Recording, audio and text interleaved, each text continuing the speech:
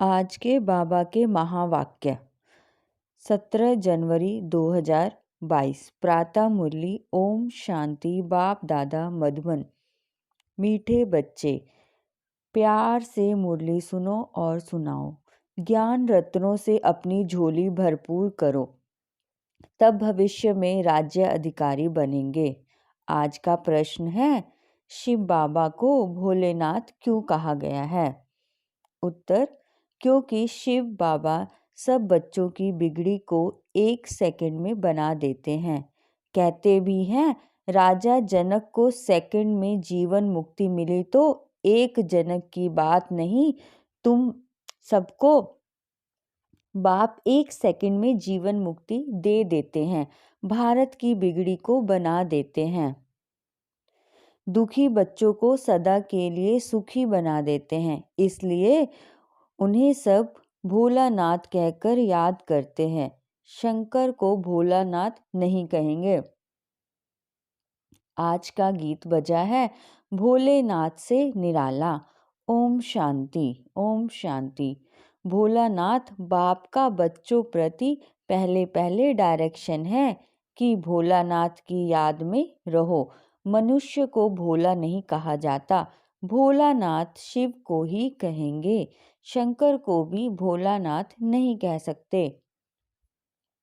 जो बिगड़ी को बनाने अर्थात दुखी को सुखी बनाने वाला है, उसको ही भोलानाथ कहा जाता है।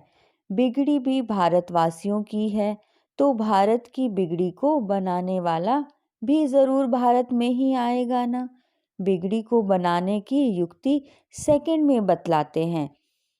जनक को भी युक्ति दी थी। बिगड़ी भी कोई एक की ही नहीं बनती। अगर जनक की बिगड़ी बनाई और उसको जीवन मुक्ति पाई तो ज़रूर राजधानी होगी। उनके साथ बहुतों की जीवन मुक्ति मिली होगी। भारतवासी यह भी समझते हैं कि भारत जीवन मुक्त था। जीवन मुक्त कहा जाता है स्वर्ग को, जीवन बंधन कहा जाता है नर्क को।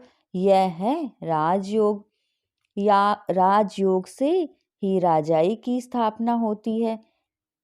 एक जनक की बात नहीं, भगवान ने राजयोग सिखाया तो राजाई भी दी है। बरोबर देखते हैं सतयुग के लक्ष्मी नारायण ने राजाई कैसे पाई। अभी तो कलयुग प्रजा का प्रजा पर राज्य स्थापन हो चुका है। यह है पंचायती राज्य, इसके बाद है सतयुग।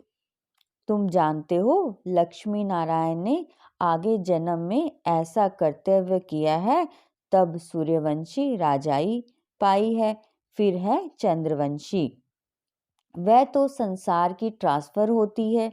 तुम जानते हो गीता है सर्वोत्तम धर्म शास्त्र, जिससे 3 धर्म स्थापन होते हैं और हर एक धर्म का शास्त्र एक ही होता है। संगम का भी एक ही शास्त्र है, महिमा भी गीता की ही है, जिससे सबकी सद्गति होती है। तो सद्गति करने वाला एक ही है। गीता में बरोबर रुद्र ज्ञान यज्ञ का भी वर्णन है, जिससे इस पुराने नरक का विनाश होता है और स्वर्ग की स्थापना भी होती है। इसमें मूंझने की तो कोई बात नहीं। बाबा ने समझाया है, पहले पहल बाबा का परिचय देना है कि विश्व में स्वर्ग की स्थापना करने वाला विश्व का मालिक ठहरा, वह है सबका बाप। फिर यह है लक्ष्मी नारायण है विश्व के मालिक। उन्हों को जरूर शिव बाबा ने राज्य दिया होगा।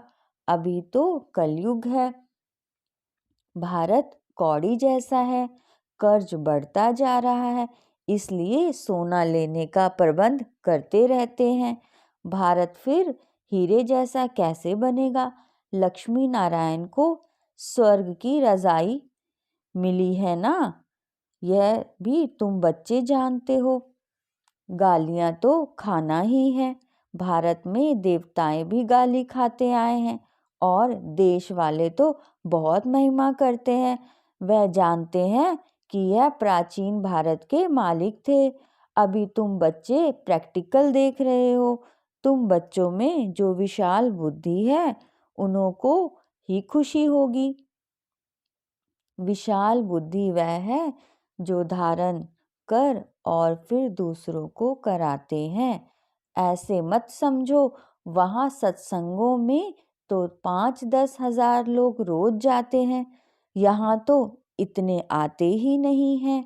भक्ति तो वृद्धि को जरूर पाती रहेगी, उनसे यह कलम लगता रहेगा।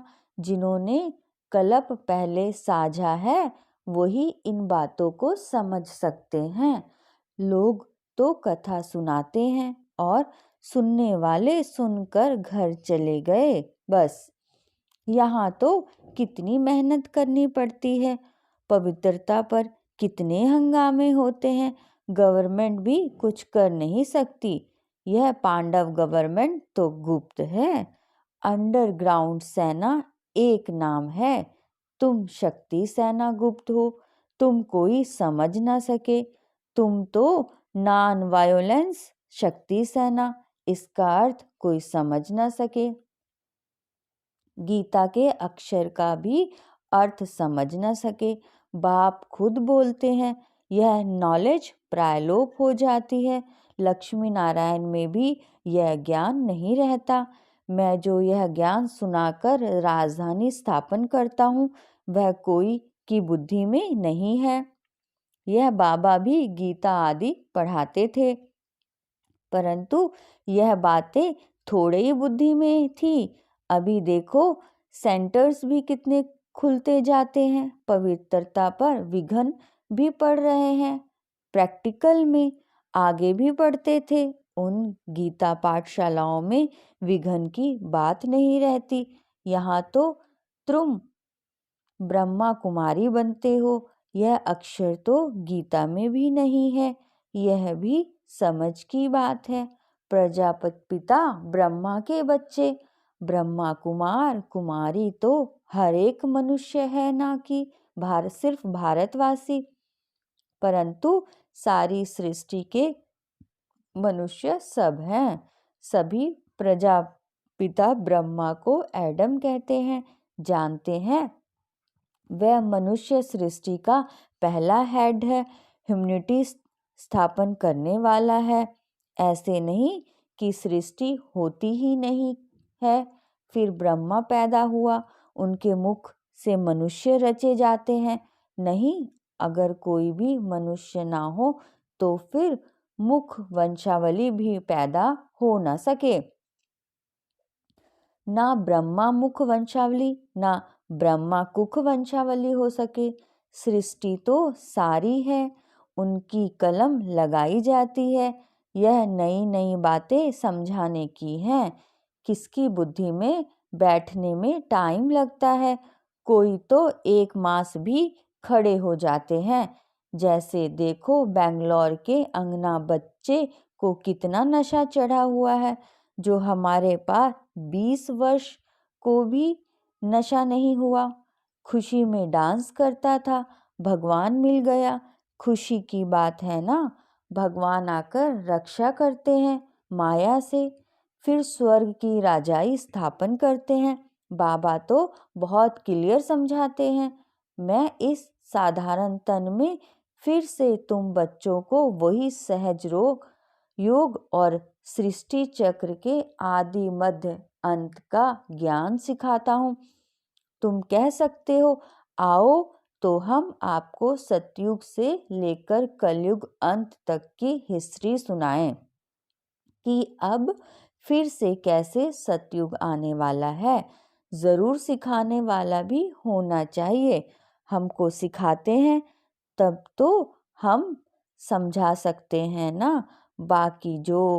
बाकी तो जो गीता सुनाने वाले हैं उनसे तो तुम लोगों ने बहुत सुना है, बहुत लेक्चर्स होते रहते हैं, परंतु वह इस धर्म के ना होने के कारण इस तरफ खींचते नहीं हैं। जब तुम्हारा प्रभाव निकलेगा फिर वृद्धि होगी, धीरे धीरे वृद्धि होती रहेगी। यह तो जानते हैं भारत कितना कंगाल है। मनुष्य भूख बहुत मरते हैं, दुखी होते हैं, भगवान की भक्ति करते हैं कि आकर दुख से छुड़ाओ। तुम बच्चे जानते हो सुखी सृष्टि कब होती है? यहाँ तुम बच्चों की झोली भर रही है इन अविनाशी ज्ञान रतन से। आगे तो सब सुनते सुनाते थे, परंतु उसमें झोली भरने का प्रश्न नहीं। झोली अभी सिर्फ तुम्हारी भर रही है, और जो टेप सुनेंगे वह मुरली पढ़ेंगे व सुन रहे होंगे वह भी झोली भर रहे हैं। तुम हो शिव शक्ति सेना, भारत की झोली भरने वाले। भारत बहुत साहूकार हो जाएगा, परंतु जो झोली भरते हैं राज्य तो सिर्फ वही करेंगे ना। भारत सोने की चिड़िया थी, फिर बन जाएगी। सभी सुखी होंगे, परंतु भारत में कितने करोड़ हैं? इतने सब तो वह नहीं होंगे जो झोली भरते हैं। राज्य भाग्य तो वही लेंगे, इसमें मूंझने की बात ही नहीं कि कैसे होंगे। अरे इन लक्ष्मी नारायण को देखो ना, यह सतयुग के मालिक है ना, स्वर्ग का रचयिता है शिव बाबा, और यह लक्ष्मी नारायण सतयुग के मालिक हैं। जरूर आगे जन्म में पुरुषार्थ किया है, आगे वाला जन्म होगा संगम पर। संगम कल्याणकारी है ना, क्योंकि संगम पर ही दुनिया बदलती है। तो जरूर कलयुग और सतयुग के बीच में ज्ञान दिया होगा, सो अब फिर से दे रहे हैं। फिर कोई कहे कि निराकार परमात्मा कैसे आकर राजयोग सिखलाएंगे, तो तुम त्रिमूर्ति दिखाओ। ब्रह्मा द्वारा स्थापना, तो जो स्थापना करेंगे वही पालना भी करेंगे। जैसे क्राइस्ट ने स्थापना की, फिर पालना के लिए पोप भी जरूर उनको बनना पड़े, वापिस तो कोई जा न सके। पालना जरूर करनी है, पुनर्जन्म लेना ही है, नहीं तो सृष्टि कैसे बढ़े। जबकि सतयुग त्रेता में पहले देवताओं का राज्य था, तो सबसे जास्ती आदमशुमारी जरूर इन्हों की होनी चाहिए। फिर क्रिश्चियंस की जात सी क्यों है? फिर लाखों वर्ष की भी कोई बात नहीं है।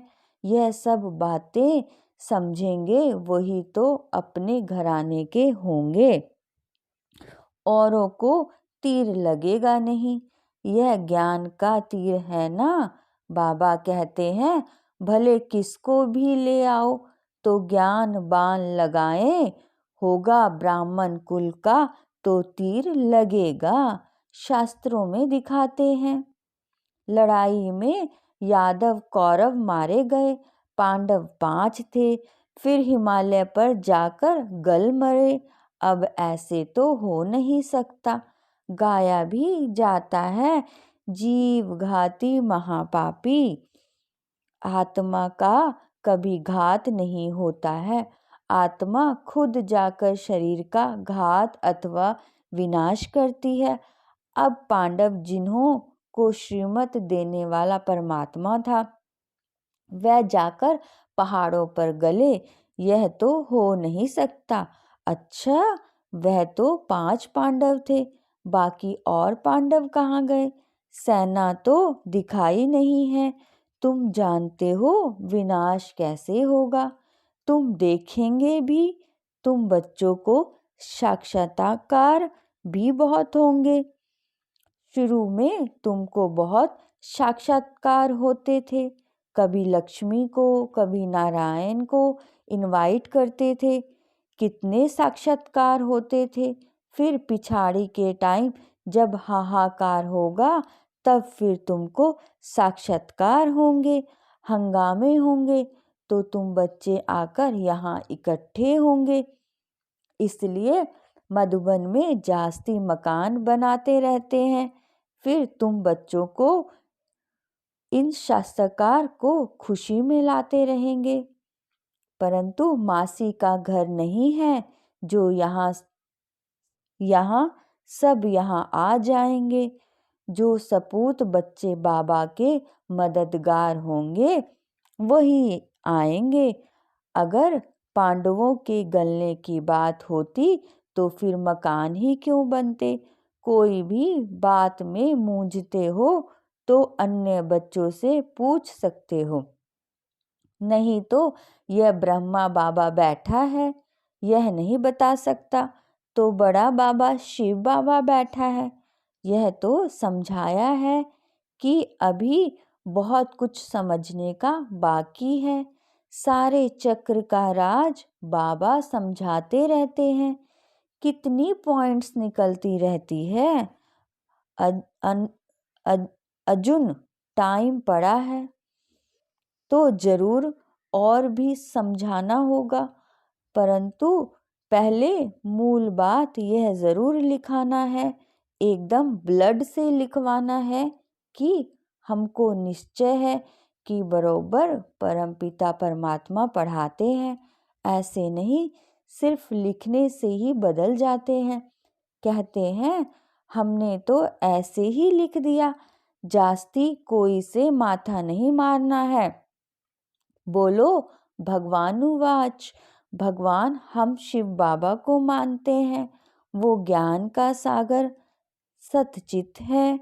उनको अपना शरीर तो है नहीं, तो जरूर साधारण तन का आधार लेंगे ना।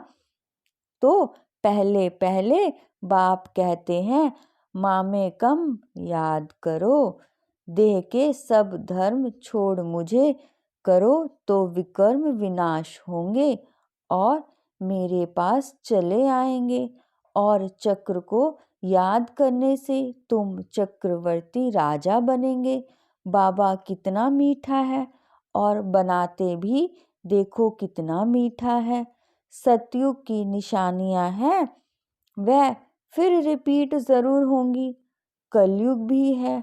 अभी तुम राजयोग सीख रहे हो, विनाश सामने खड़ा है और क्या सबूत देवें। अच्छा मीठे मीठे सकी लधे बच्चों प्रति माता पिता बाप दादा का याद प्यार और गुड मॉर्निंग। रूहानी बाप की रूहानी बच्चों को नमस्ते। हम रूहानी बच्चों की रूहानी बाप दादा को नमस्ते बाबा, नमस्ते बाबा, नमस्ते बाबा, शुक्रिया बाबा, शुक्रिया बाबा, शुक्रिया बाबा। आज की धारणा के लिए मुख्य सार। बाप समान बनना है। भगवान आकर माया से हमारी रक्षा करते हैं। इस खुशी में रहना है। किसी भी बात में मूंझना नहीं है। सपूत बच्चा बन बाप का पूरा पूरा मददगार बनना है। आज का वरदान है ब्रह्मा बाप के संस्कारों को स्वयं में धारण करने वाले सब परिवर्तक सो विश्व परिवर्तक भव। जैसे ब्रह्मा बाप ने अपने संस्कार बनाए वह सभी बच्चों को अंत समय में याद दिलाए निराकारी, निर्विकारी और निरंकारी। तो यह ब्रह्मा बाप के संस्कार ही ब्रह्मा के संस्कार नेचुरल हो। सदा इन्हीं श्रेष्ठ संस्कारों को सामने रखो। सारे दिन में हर कर्म के समय चेक करो कि तीनों ही संस्कार इमर्ज रूप में हैं। इन्हीं संस्कारों को धारण करने से सब परिवर्तक सो विश्व परिवर्तक बन जाएंगे। ओम शांति, ओम शांति।